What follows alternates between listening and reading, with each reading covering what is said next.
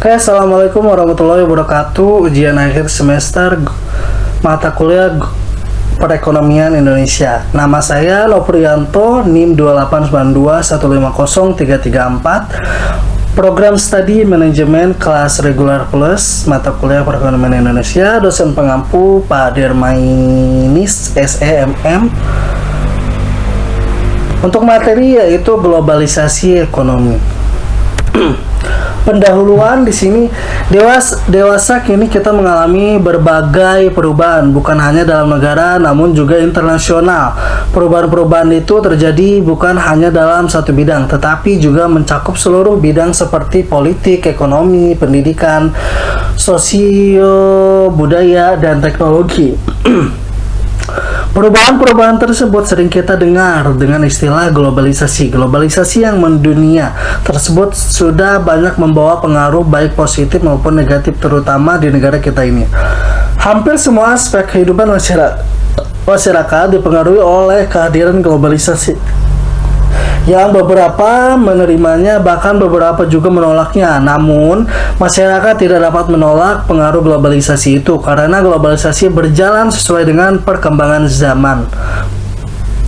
Salah satu bidang yang sangat mempengaruhi bangsa kita tentunya di bidang ekonomi, karena ekonomi merupakan salah satu faktor pendorong pembangunan satu bangsa. Era globalisasi yang penuh dengan berbagai tantangan perubahan dan berbagai hambatan itu tentu saja sangat mempengaruhi aspek-aspek ekonomi negara kita yang akan menentukan arah pembangunan negara kita. Pengertian globalisasi, apa sih globalisasi? Globalisasi berasal dari kata global yang berarti universal. Menurut Ahmad Suparman, globalisasi ini diartikan sebagai suatu proses yang menjadikan sesuatu sebagai ciri khas masyarakat di dunia tanpa ada batas wilayah.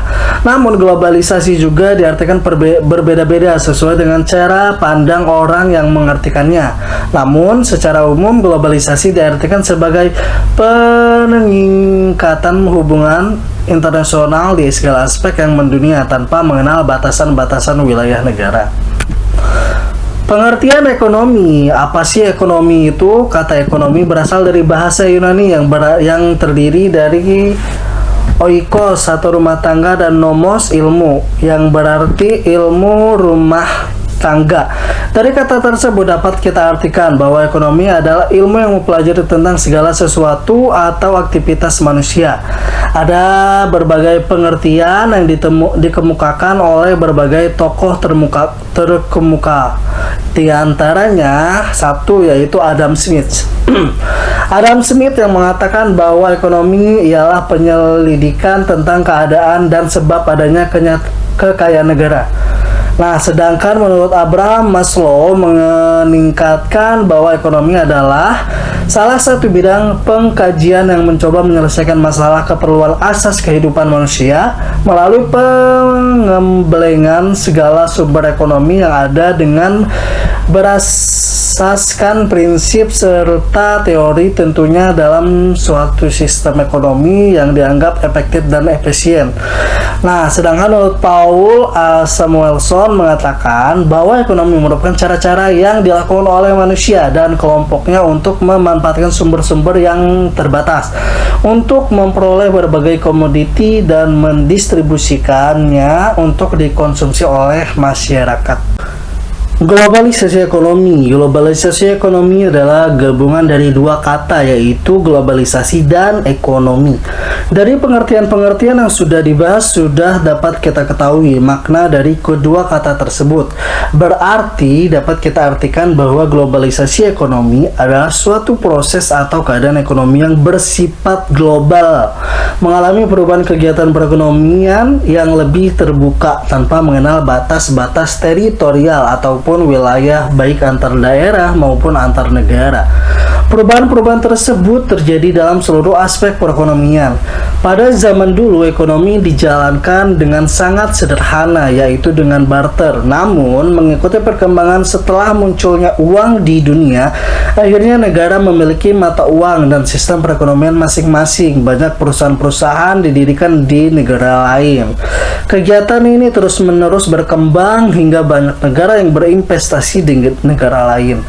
Namun, dengan berjalannya waktu, banyak juga hambatan yang terjadi dalam sistem tersebut yang membuat negara-negara membutuhkan suatu kekuatan pasar tanpa batasan teritorial yang dapat mempercepat arus modal, barang, dan jasa.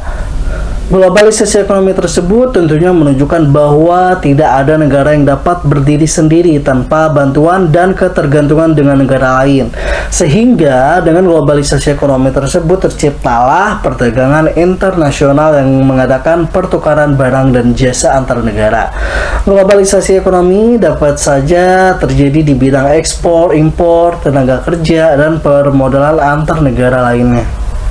Antar negara di dunia. Dampak globalisasi ekonomi bagi Indonesia. Globalisasi ekonomi yang terjadi seluruh negara di dunia tentunya dapat mempengaruhi perekonomian di masing-masing negaranya. Salah satunya adalah Indonesia yang juga tidak lepas dari globalisasi tersebut. Globalisasi ekonomi yang mendunia tersebut tentunya dapat membawa dampak baik, itu dampak negatif maupun dampak positif bagi negara Indonesia.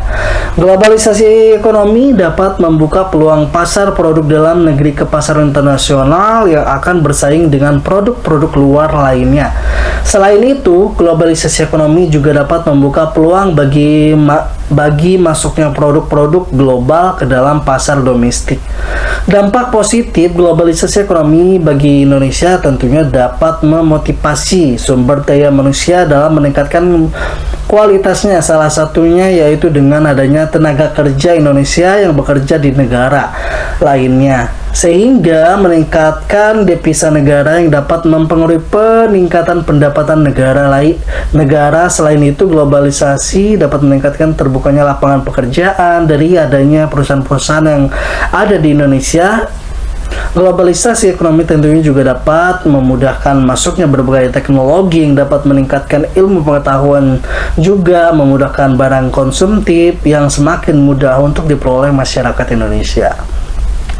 Selain dampak-dampak positif tersebut, tentunya ada dong dampak negatif dari globalisasi ekonomi ini bagi Indonesia. Salah satunya dampak negatif tersebut adalah banyaknya perusahaan dalam negeri yang gulung tikar karena semakin meningkatnya persaingan dengan perusahaan asing, dan perusahaan dalam negeri tersebut tidak siap dalam bersaing. Selain itu juga meningkatkan konsumtif masyarakat karena semakin murahnya barang-barang produksi asing, sehingga produk-produk dalam negeri mengalami ketertinggalan dan penurunan konsumen. Mungkin itu saja yang bisa saya sampaikan, kurang lebihnya saya mohon maaf. Assalamualaikum warahmatullahi wabarakatuh.